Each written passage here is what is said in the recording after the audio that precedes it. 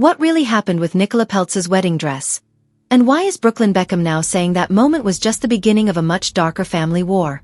Because the version Brooklyn just told the world does not match what was publicly said at the time. And that contradiction has reopened a feud the Beckhams thought was buried. Brooklyn Beckham has exploded a very public bomb on his famous family. In an emotional late-night statement, the 26-year-old accused his parents, David and Victoria Beckham, of controlling his life, manipulating the press, and trying to damage his marriage to Nicola Peltz. But one specific accusation has shocked even long-time Beckham watchers. Brooklyn claims his mother cancelled plans to make Nicola's wedding dress at the 11th hour, forcing his bride to scramble for a replacement just weeks before the wedding. It's a dramatic allegation, and it directly contradicts how the story was told back in 2022. When Brooklyn and Nicola married in April 2022, attention immediately turned to one detail. Why wasn't the bride wearing Victoria Beckham? At the time, rumors emerged that Nicola had refused to wear her mother-in-law's design, sparking whispers of tension before the wedding even happened. Nicola denied it.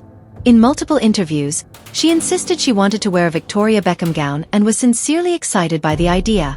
Her explanation was simple. Victoria's atelier couldn't make the dress in time. Nicola told Grazia that after initial conversations, Victoria later called her mother and explained the studio was unavailable, leaving Nicola to look elsewhere.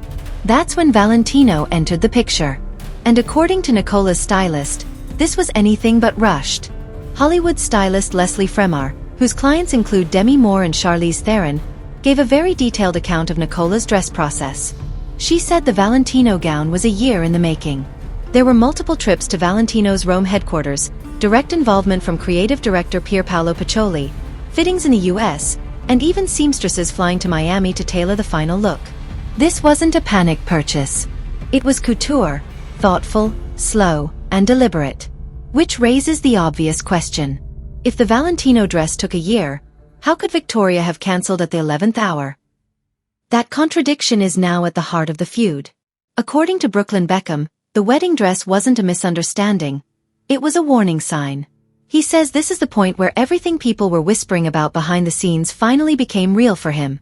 Brooklyn claims his mother didn't simply step back from making Nicola's wedding dress due to time constraints. He alleges Victoria cancelled at the 11th hour, despite Nicola being genuinely excited to wear her design, leaving his future wife scrambling to find another dress days before the wedding. And he says that moment wasn't remote. Brooklyn insists his parents had been trying to interfere in his relationship long before the wedding even took place. In his words, he grew up inside a family where descriptions were tightly controlled, not just privately, but publicly through the press.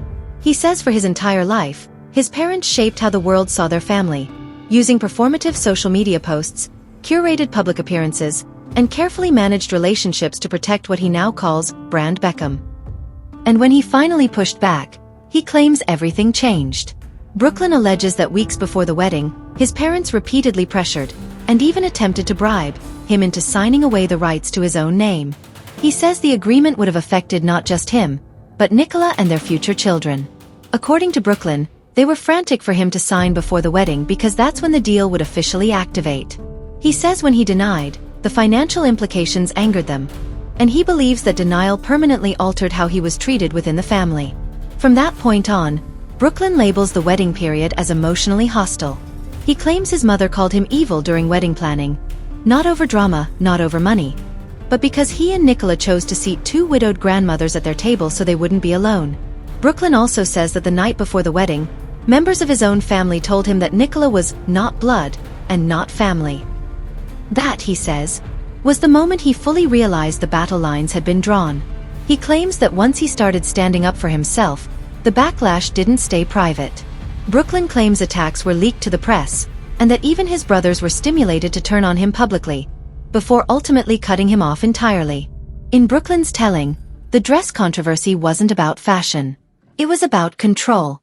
And for the first time in his life, he says he chose not to submit, even if that meant losing his family. Brooklyn says his parents didn't just condemn, he claims they actively tried to ruin his marriage. If you want clear, no-filter breakdowns of celebrity feuds when the PR cracks, subscribe now. Because this story only gets more uncomfortable from here. In his statement, Brooklyn describes growing up inside what he calls a carefully controlled media machine. He blames his parents of prioritizing image, authorizations, and public narratives over genuine relationships. According to Brooklyn, family love was measured by social media posts, appearances, and public loyalty, not private support. He claims once he stopped playing along, the punishment began. Press leaks, public distancing, even being told to communicate only through lawyers. At one point, Brooklyn reportedly asked his parents to contact him solely via legal representatives. An overwhelming breakdown for one of Britain's most famous families. Brooklyn also describes moments from the wedding itself that he says permanently spoiled their relationship. He claims his mother hijacked the planned first dance, leaving him humiliated in front of 500 guests. According to Brooklyn, what was supposed to be a private romantic moment with Nicola turned into something he describes as deeply uncomfortable. So uncomfortable, he says, that the couple later renewed their vows, without his family present, just to create new memories that weren't filled with anxiety. None of his siblings attended that vow renewal. Brooklyn explains why he and Nicola skipped David Beckham's lavish 50th birthday celebrations. Despite traveling to London, he claims repeated attempts to see his father privately were rejected, unless Nicola stayed away. He describes waiting in a hotel for days, only to be offered a meeting under conditions he felt were rude to his wife. That, he says, was the final straw. From his perspective, the message was clear.